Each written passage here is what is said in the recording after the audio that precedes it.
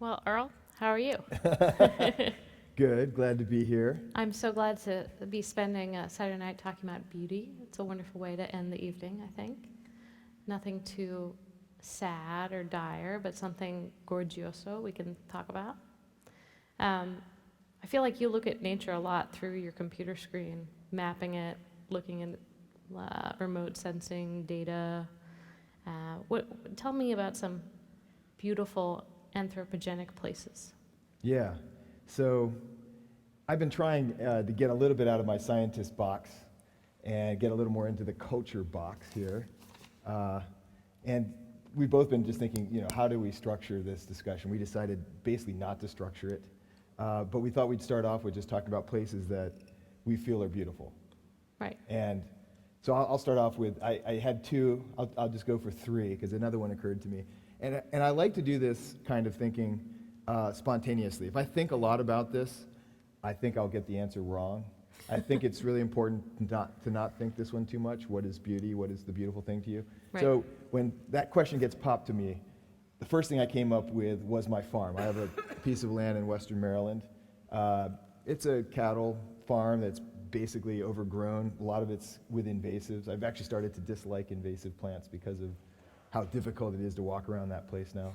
But so that's one place. So that's obviously a place that has a huge human influence, very long one. Another one that popped into my mind was a village in China that I used to work in. It's not the most beautiful village I worked in, and this gets at what we also came up with as one of the reasons why we find these places beautiful. I found this place beautiful. I worked there for several years, on and off, and it was just this really pretty village that sloped down to the lake, also very ancient. Actually, one of the most interesting things about it was that it had added land over time as the lake filled in, and so they had really old land and really new land in the same village, which was kind of neat. But anyway, it was very, very beautiful village landscape, quiet and nice. And then the other place that occurred to me, and this one is probably gets into something a little bit more on the quote natural side, was I was thinking of Fjordland in New Zealand. I visited there one time. And that's a place that I would say is attractive, not just for the kind of the beautiful patterns of the different things, but in some ways the feeling, that presence of kind of quiet in nature left alone to some degree, even though maybe that's a fantasy. That was the fantasy that I got when I was there, and it felt good, and it was beautiful. So those are three types of places that I found beautiful. Okay. So now my turn. All right, so the two places that I wrote down are, one isn't a place, one's a thing. One is the windmills, the modern wind power windmill, which I think can strike some people as very beautiful, other people as very ugly, depending on whether they see it as an unnatural blight on the landscape or whether they see it as I sort of tend to do, this sort of very modern, soaring, potential way for us to have modern lives without totally destroying the planet, right? It's like, to me, they look like shining beacons of the future when we have no more coal plants and no more bad emissions and we've got everything all sorted out and the windmills are turning into the future.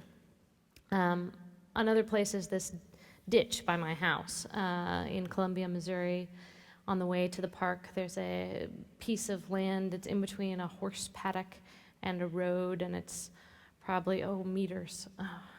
Anyway, it's about the size of 3 or 4 people lying on end by about 10 people lying on end. And it is filled with invasive species and weeds and trash and occasionally water. There's some running water in there when it's wet, and birds, like tons of birds, love to hang out there of various species. And I really like it because it's incredibly diverse and nobody looks at it. I find it beautiful because I feel like it's my secret, that I see this piece of nature that nobody else sees. So I feel like everybody looks at the Grand Canyon, but only I look at this ditch. Do you feel a sense of ownership of sorts? I don't know if it's ownership or whether I just feel like, it's like a rarefied pleasure. It's like if you know of this secret nightclub and nobody else knows because it doesn't have a sign on the outside. Because that's kind of sneaking into my when I think about those places that I just described, have some of that going on. The too. ownership. Well, yeah, your farm, you Yep. actually own. The Chinese village, you spent time there, you invested in it personally. And nobody ever would go there for tourism. Right. So it's like a secret pleasure. Exactly. Right. Like I was the one who could enjoy it the most in some ways. 'Cause I think was, all of this gets to the fact that there's a lot of more into the appreciation of beauty than just somehow colors and patterns and shapes. There's a lot of cultural baggage. Am I the only person to see this site? Have people come here? Take the visitor to Hawaii who looks at this gorgeous, lush landscape. I've heard many ecologists tell me that when they first arrived in Hawaii, they thought it was beautiful. And then they were educated to find out that most of the species they were looking at were non-natives, considered pests and weeds, and slowly the landscape turned ugly before their eyes because of this added information or knowledge. So it isn't just visual stimulus, right? It's like there's so much else going on. so it's that relationship that you have either just directly personally or culturally Yeah. to the place or the thing.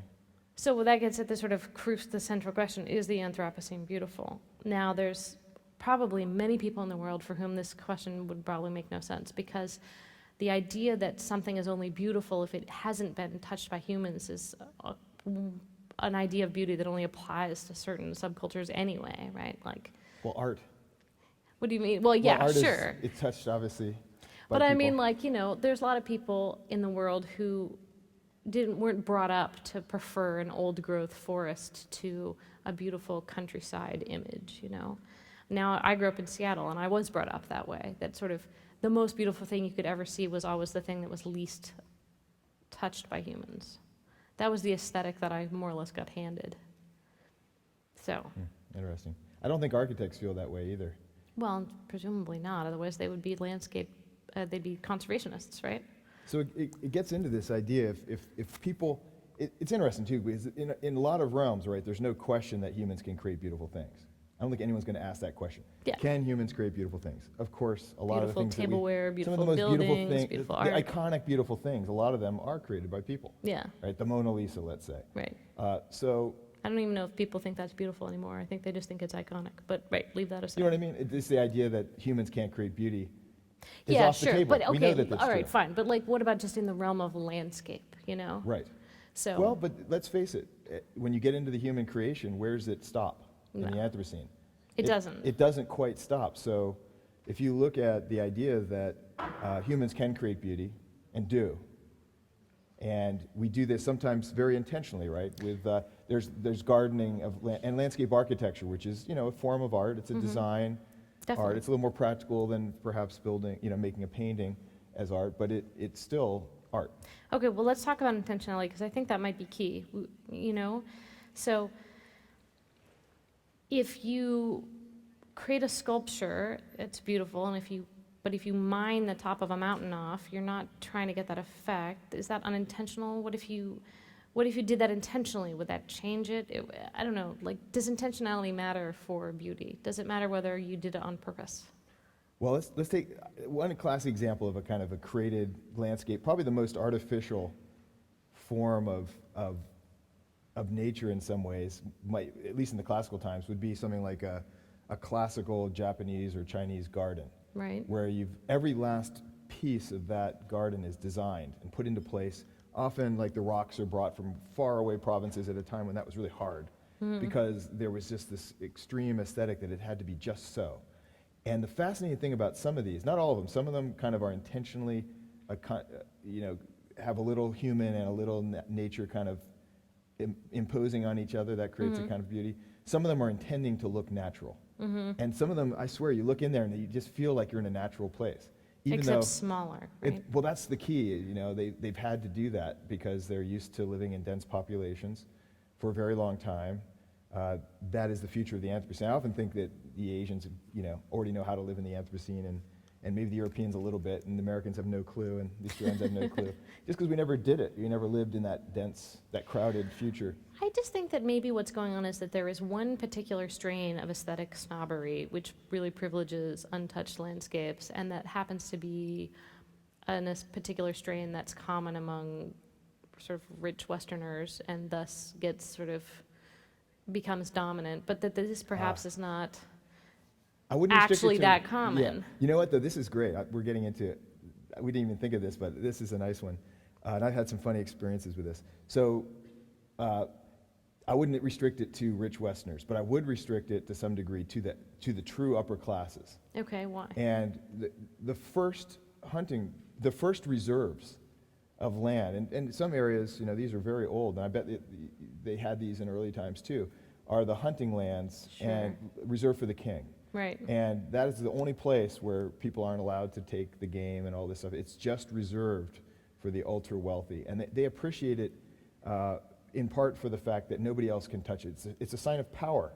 To be able to stop somebody else from touching it. Yes, and that beautiful aesthetic, right, might come from partly the exercise of power. A form of elitism about control. And a classic story about this was, and this is an interesting thing. So the Nature Conservancy has a lot of land all over the world. I believe they're the world's largest landholder. Really? Yes, and a lot of their stuff is in the human context. You can go visit and hang out.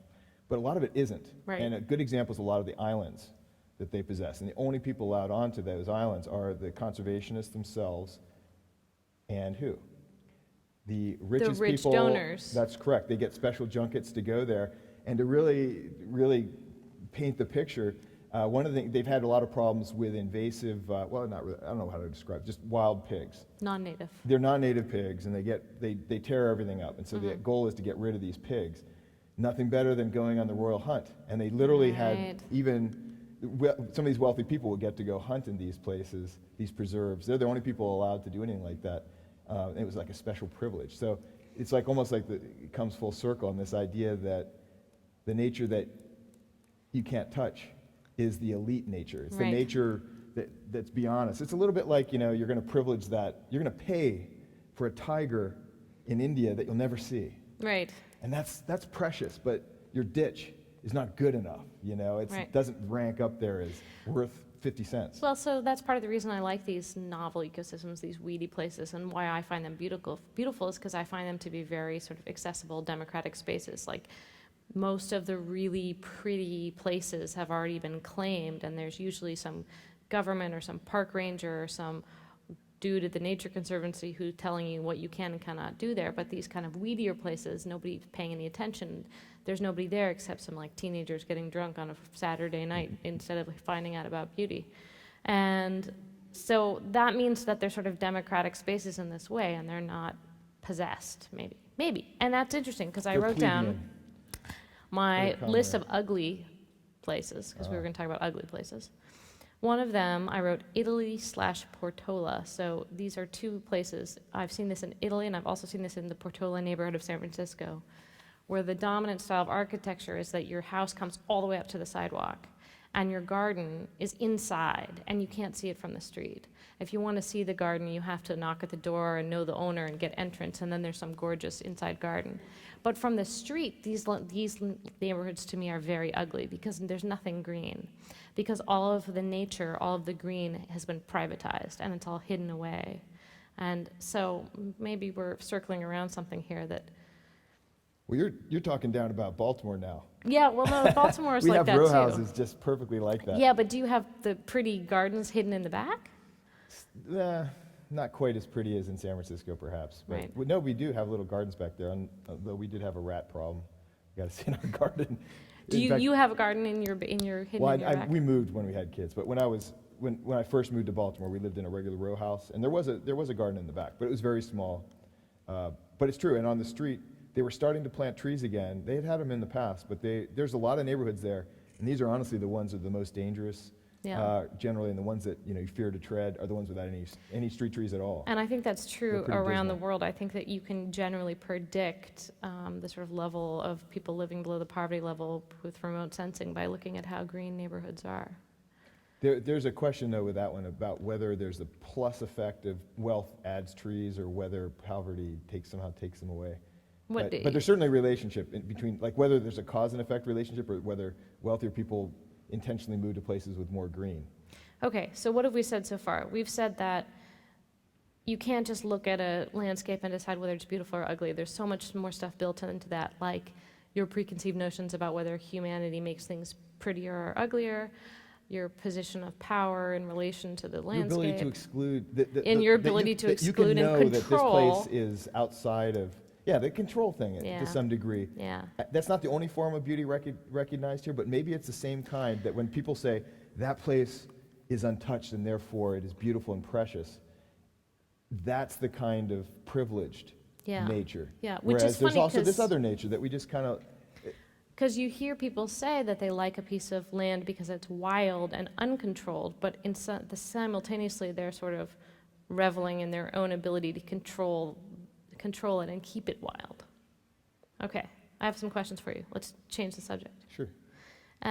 When you take photographs on vacation of green areas, do you edit out the power lines and the fences with your camera so that you can only see the nature in the view screen? If I could.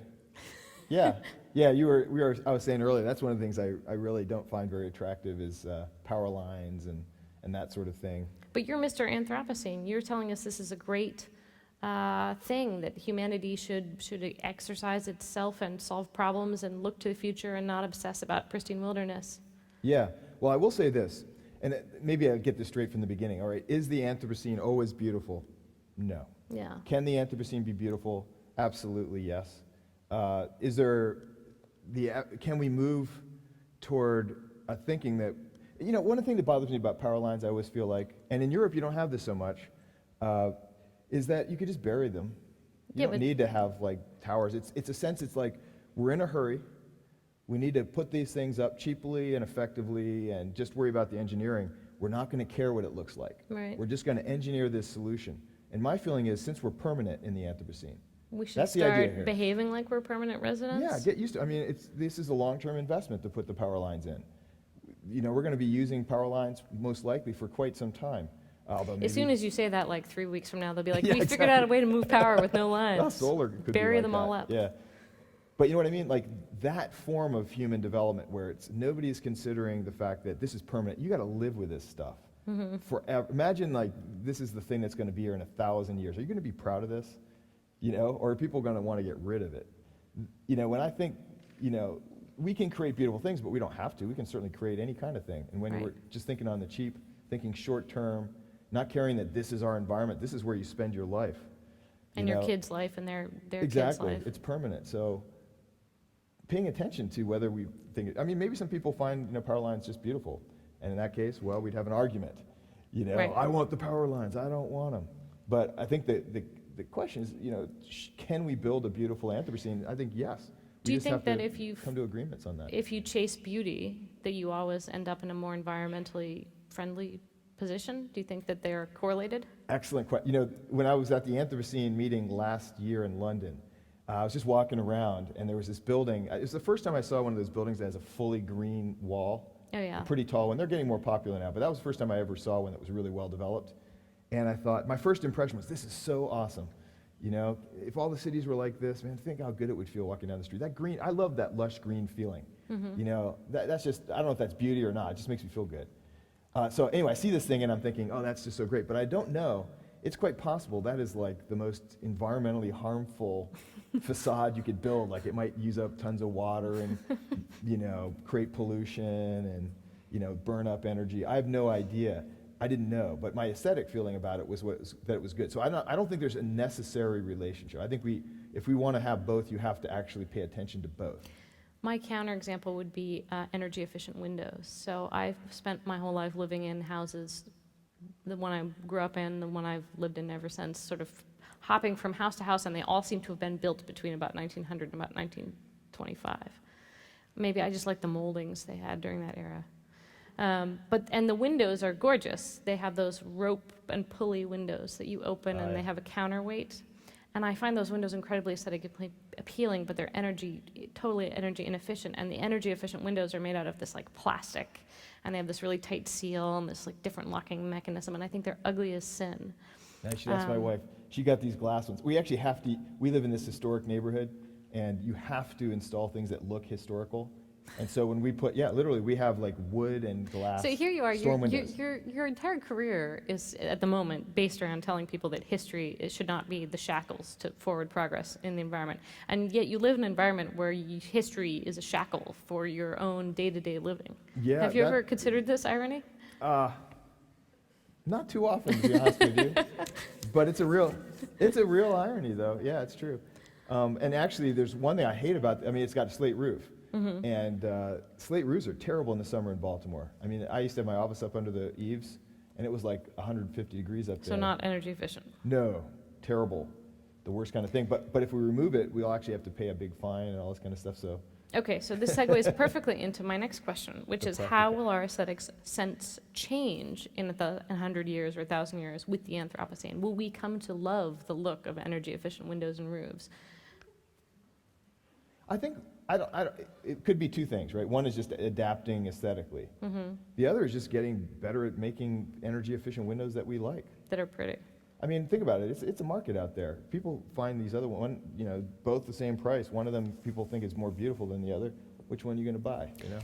What I want to know is whether we'll start to really appreciate messier things, right? Because I think that messier things are usually more diverse, and less messy things are usually less diverse. So if we really want to produce more diversity in our cities and our suburbs, maybe there'll be fewer suburbs in the future if we play our cards right. We'll want messier lawns and messier garden beds and messier, and like paint, if you don't repaint your house every 5 years, you save a lot of resources and energy and so on. I mean, is it possible to love mess more in the future, do you think? Well, I already do.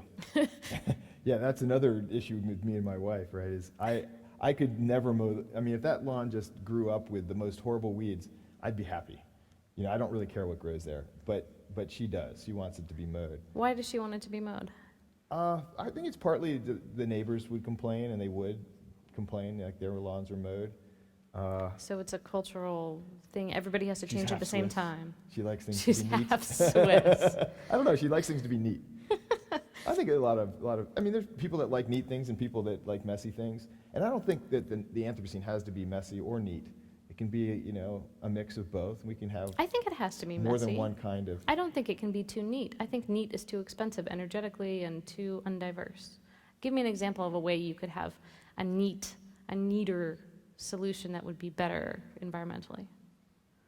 Well, in Baltimore, some people are famous for putting gravel over their yards and not having anything growing there. Now, that's not a very pleasant solution, but that's environmentally better. And neat, and it's a little bit like beauty, right? It's in the eye of the beholder. It's in the context, too.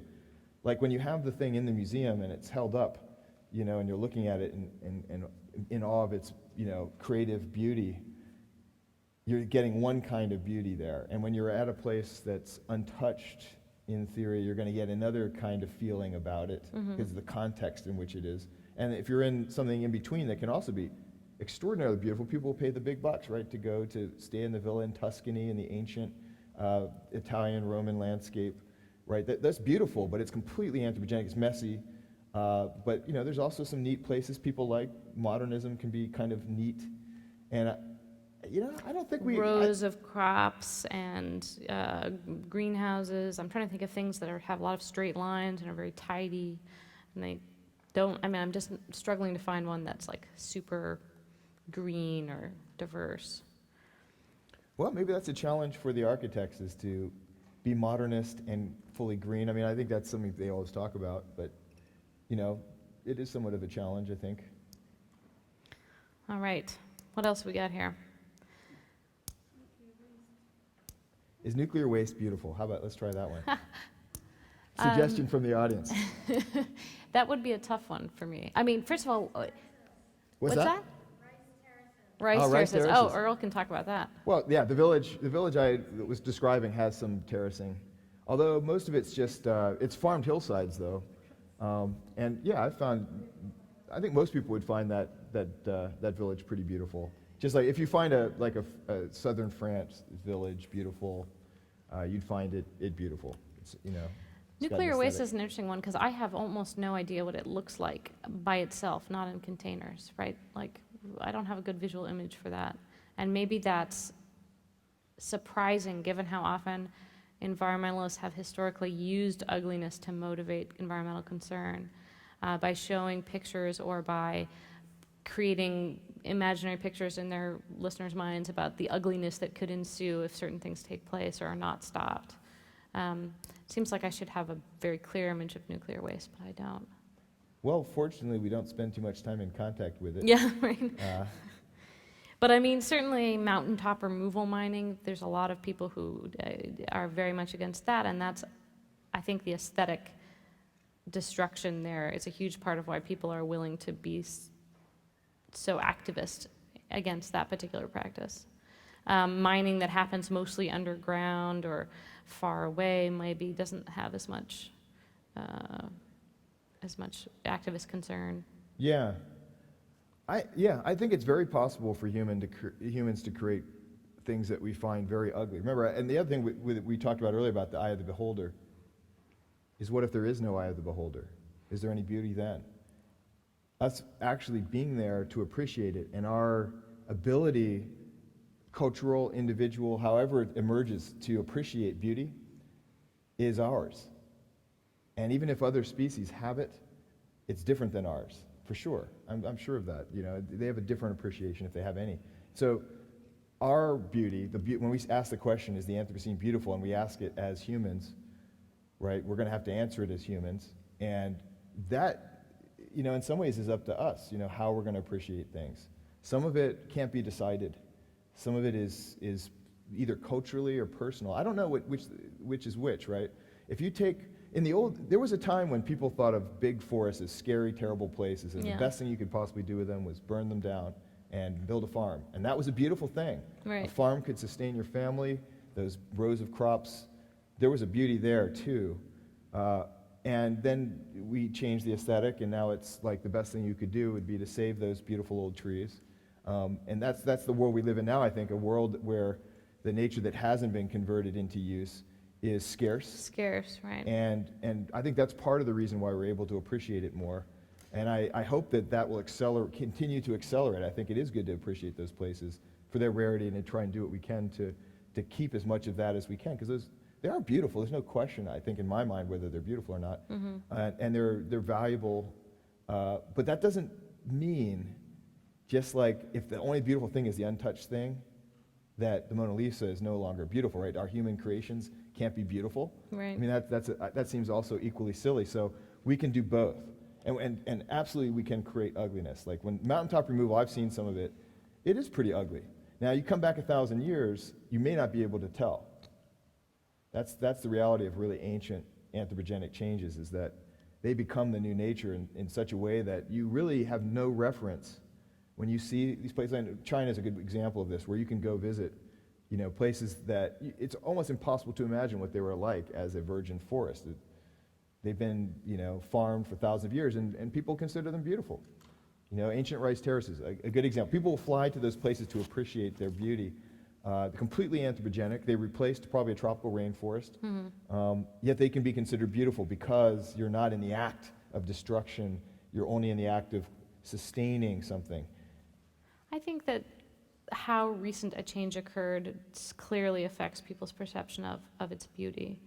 Some change to the landscape that happened last week is much more likely to be perceived as ugly than a change to the landscape that happened a generation ago.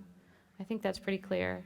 We talked about trash and how, like, a Marlboro pack in the undergrowth looks pretty ugly to pretty much everyone, but an old clay pipe from 200 years ago found in the undergrowth strikes us as a treasure, something interesting, exciting. Or finding ruins in the forest. Right. You know, that's kind of, almost like it adds a kind of beauty to discover the ruins in the forest. The old wall. Yeah, like the Smoky Mountains are a great example.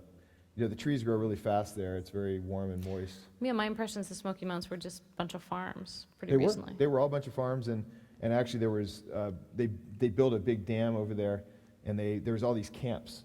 And they pretty much just left the camps when they made the park out of it, and they just decayed. And so you walk through some of these areas, and the trees are huge. I mean, there are, 3 or 4 people around. They're really big. And then you kind of accidentally come up to, like, pile of garbage and some foundations of buildings and stuff like that. It's only, 90 years so old. So what's the cutoff? Is it's ugly as you go back in time? It continues to be ugly until you hit your own childhood or the day before you were born or one generation? How far back do you go before the ugly turns into a beautiful treasure? Sounds like a good research project for a student. Right, because I think it's an empirical one. question, right? Like there's no mystical thing there. We could actually just ask people. It probably depends a lot on the culture, though. Yeah. I mean, Older cultures, it would require longer elapsing of time. that's a hypothesis. And so in maybe. Seattle, where I'm from, which is one of the newest cities, it's probably like something from 1976. It's probably pretty awesome and old and worth putting in a museum. Yeah. I want to get a little further into the Anthropocene beautiful thing. What about like the clear and obvious constructions? You know, something like a village, you know, nobody went in there to build a beautiful village. They just kind of emerged out of all these people farming and adapting over the long term to the conditions. But there are examples where, you know, you literally build stuff. And like, let's just say that, you know, someone builds a new city like they do in China now. You'll actually plan and build a whole city. Right. Can that city be beautiful? I don't see why not. So what if we did this to the whole planet? Just Shenzhen wall to wall? Well, it's a possibility.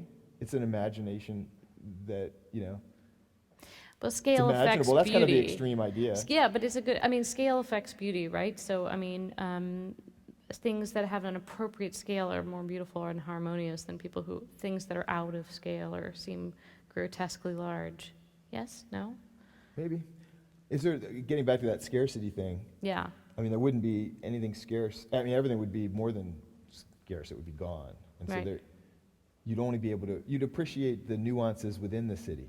My guess is that humans would adapt we adapt to some degree everything according to our situation, right? Shifting baselines. Yeah, exactly. Like I'll give you an example. If we were here, you know, 10,000 years ago, you know, the hunter-gatherers here would have looked around and, you know, they would have found the forest beautiful perhaps, or certain areas where there were good things to harvest were good, or good game grounds or whatever. That's what they would have seen as beautiful perhaps. They would had that sensibility. And then the farmers came and started to change it. My guess is that probably the hunter-gatherers, and it's now the best evidence says that, you know, the farmers kind of encroached on the hunter-gatherers. It wasn't like the hunter-gatherers turned into farmers all over Europe. Huh. Let's just take that scenario. So the farmers come in, and the hunter-gatherers are still there. Mm-hmm. And the farmers are clearing some of the land and converting it into these engineered ecosystems for agriculture. What do they think about that landscape? My guess is they're horrified. The hunter-gatherers? Yeah, they see the agricultural landscape as like a disaster, because it's the end of their lifestyle. Right. It goes against their It their eats life. up their resources as Yeah. well, I mean, on a practical level. And so their aesthetic that's built out of their lifestyle conflicts with this other aesthetic built out of another lifestyle. Now we have Berlin here, and you know, there's no farming here. But farming here, if there was an agricultural landscape, say, right in the city, it might be considered kind of attractive and somewhat beautiful, because it would Definitely. be so much less developed than the areas that are But more developed things are not always less beautiful, for True. sure. true. I'm thinking about this. Why does it strike me as sad that we could get used to anything? Like, right, so the tiger goes extinct, vast areas of land are converted to human uses. We get used to that, our aesthetic sense changes. Suddenly we're like, oh, a house sparrow, how beautiful. Why does that make me sad? It doesn't make me sad, but it's the most deep angst. Why? Because that is our predicament, is when this is something that was posed, a friend of mine, professor, he went to a talk by a professor of physics who was talking about what will happen if we are able to achieve nuclear fusion and achieve essentially Free energy forever. extremely cheap energy, right? Right. That doesn't create a whole lot of pollution. It appears, and now there's always a dark side to these things, but let's just say that what he was saying was true, that we will suddenly have all the energy we could use, and it won't cost us hardly anything. It'll just be too cheap to meter, as they've said. Mm-hmm. So then we can change anything, and essentially we don't need to burn fossil fuels and change the climate. Right. We can grow all of our food in a building if we want with, you know, enough energy. You could do whatever you want. Sunlight and You don't massive have to lamps. use up, you could not have any more farming. We could just have all the wild forests, let them come back. We could do, you know, almost anything. So what will we do? What will we do if the environment isn't really a problem? You know what I mean? Like, we can kind of master it. I don't know what I would do. I'd have to get a new job. That's for one thing. Because now we have all these compromises, right? If you want a lot of energy right now, you're gonna burn a lot of fossil fuel, and you're gonna create a lot of global warming, and that's Right. gonna be a problem. Right. And so we're faced with that kind of conundrum: is that we can do those things, but we pay for them. But Right. what if we didn't have to pay for that? What if we could just do whatever? Would we do something that Would we just retreat into massive cities and let the earth go wild? It's hard to say what we would do. We don't really know, but it seems that, and this is where science fiction has been useful to me at least. Philip K. Dick, who's become very popular now, he has a way of looking at the future that is both, essentially it's techno-darkness in a sense. He's not saying that technology becomes evil. It's just that the only thing that really changes with us is that we have more capabilities all the time. Mm-hmm. That doesn't mean that we have more morality, Right. more aesthetics, more humanity. It just means that we have more ability. That's all that we get more of. So And the so when future you is look at the just- future, we do the same things that we do now that we don't like, but we do them much more powerfully, right? You mean if somebody wants to, this part of Berlin, we don't like it, let's plant redwoods and make it look like anything. You can make anything with this kind of power. It's almost like that encourages things not to be beautiful, because you don't have to appreciate things. You can just do whatever you want. In some ways, like being able to step back from that thing out there, the thing you're experiencing, the environment, and be able to say, that's just the way it is, and appreciate it for that, just for being itself, not for what we do to create it, but just appreciate it for what it is. I'm not so sure that's a strongly developed feature of humanity. Do you know what I mean? We like to change things for the better, and sometimes it is for the better and it's good, but sometimes there's just this inevitable changing things for the better that's not for the better. So I'm processing all this. I think you're right that we have an incredible urge to fiddle with things. I've said that before. And it's absolutely the case that our fiddling is not always for the best. Oh, no question. I think we're facing that situation now. But I'm not sure it's true that we don't have the ability to aesthetically appreciate some things that happen outside of our control or by accident or because we just left them alone. Does it drive society? I'm sure we can appreciate it, and probably everybody can in some way, but when you make the decisions that matter about changing the world, is that what comes into play? The feeling that the humbleness to say, it's better without touching it. Just let it go. Is that what comes flooding in, or is it more like, I want that better thing. Yeah. I want something more. And it's not saying that we're bad. It's just there's just a tendency a little bit more this way than that way. Maybe that's it. Maybe we're not so good at appreciating what we have, and trying to go for something that we don't. And there are a lot of things that need to be improved about the way we live on Earth. I mean, a lot of us enjoy, pretty much anything we want, but a lot of people don't. And that still strikes me as the big problem. Really, is that not inequity? Yeah, and it's not like everyone should be equal, but the idea that people Wait. Yeah, I think it is like everybody should be equal. Well, that's been tried, and it's not very good. Oh, okay, fine. All right, let's do some rapid fire beauty. All Okay. right, so tell me, what's the most beautiful thing you saw this week? This week, ooh, I don't catalog these things. I got to say, even You just when let we started this experience thing, wash over you. well, when we started, just saying, let's think of a few beautiful things that are, You struggled? A little bit, because, like I said, I don't catalog it. And I think I do see something wrong with this, which is the whole, by finding one thing beautiful, we find another not beautiful. There is a tendency by labeling beauty, saying this is beautiful, that's beautiful, then the other things can't be, right? Because you're kind of restricting the beauty. By labeling it, you're doing that. And it's almost like it's better not to do that and rather to just feel the beauty when you get it, rather than make a list and decide these things are beautiful and these are not. So I don't have a good answer to that.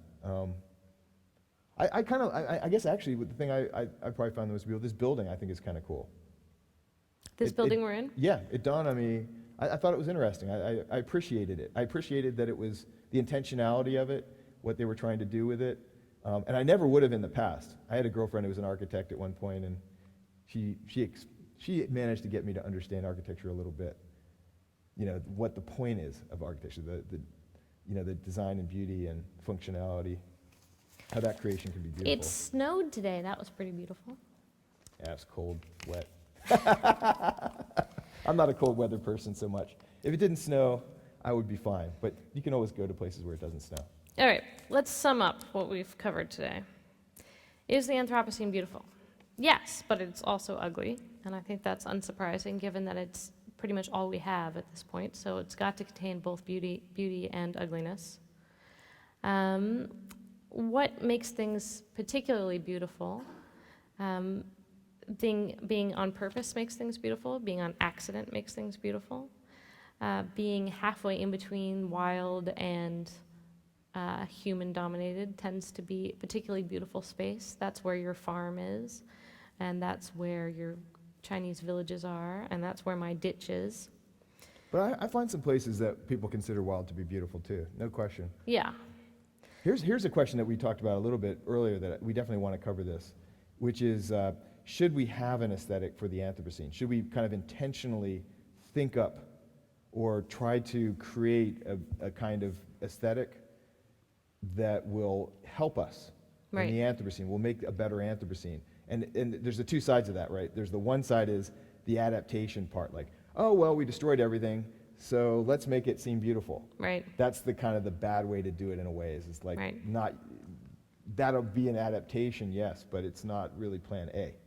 You know, plan A is ideally, I guess, is to, the aesthetic should be that if it's, I guess, beautiful already, leave it alone, and if it's not beautiful enough, maybe we can do something about it. I don't know if that should be it. I don't know either, but I'm throwing it out there. I think that it is very tempting to try to tweak the aesthetics that are very expensive with natural resources, such that people don't spend a lot of time operating leaf blowers and using lots of herbicides on their lawns and those kinds of things. I do find it very tempting to try to sort of intentionally loosen up people's aesthetics and get them more interested in dirtier things and things that are less fossil fuel expensive. And sure, yeah, I mean, if there's some sort of propaganda campaign or psyops to try to get people more interested in that aesthetic, I might be interested in that. I don't know what the ethics are of trying to change people's aesthetics. It's been tried. It's hard to do, I think, to change aesthetics intentionally. I mean, if you could do that, probably somebody would have a company doing it, and you could pay them to do it for you. I'm sure that they're doing it right now. In fact, they're telling us that the new aesthetic is we all need like purple shoelaces, $9.99 You need something a pair. you don't yet have. Yeah, and that they exactly. do I mean, have to there sell. is a whole Yes, industry that's true. devoted to this kind of trying to push our aesthetics to a place where we'll spend money on their products. So I think that's out there. And arguably, you got the same thing with people and nature appreciation. And I don't think that's a bad thing. You know, in some cases, you know, when you get these, you know, letters from World Wildlife that have, you know, save the this or save the that. Yeah. They are trying to, you know, give you a moral feeling and an aesthetic feeling too that, you know, these things are worth protecting and you should help protect them. Mm-hmm. And, you know, in some ways, you know, this is necessary. You know, for people who don't actually get exposed otherwise, maybe it's a very good thing that somebody takes the initiative to try to expose people to the places that they don't see. But maybe the same is true of the things right under our feet, right? Like your book. Yeah, I'd like to, we should wrap it up, but there is an aesthetic of the glossy, super glossy, high gloss nature documentary that I object to strenuously. Planet Earth being my favorite example to I love hate. the fact, it's like rotate the camera like this far and you see like all the guys watching them. Yeah, and the all dirty local snow and the watching. I mean, It's these classic. nature documentaries are so precisely edited and presented to create the image of this gorgeous, beautiful. It's fake Earth. It's fake Earth that's untouched, and there's no fences, and there's no power lines, there's no vehicle tracks, that's there's right. no guys holding the reflector. You know, there's no It's as sense. artificial as the Mona Lisa. It's incredibly artificial. It is. It's a And cultural yet, creation. and it's very popular. And I think that it's partially responsible for people being totally unable to then see the trees in their front yard as beautiful, the little birds hopping around outside the pizza parlor is beautiful. I mean, this kind of, there has long been research to support the kind of common sense notion that if you watch a lot of porn, you'll stop finding your wife beautiful. And that's what's happening with nature. If you watch a lot of nature porn, you will stop finding your garden and your street beautiful. And it's a damn shame, and I hate it. Interesting. So we should stop fetishizing the wild beauty. Yes, absolutely. We should. There should, we should just turn off planet Earth and take a deep breath and go for a walk. That's it. I like that. That'd be an excellent line to close on. I think it might. Shall right. we let them all go out into the snow and appreciate the Time beauty for a of glass Berlin? of wine, right? Yes, that's something that's truly beautiful. Thank you. All right.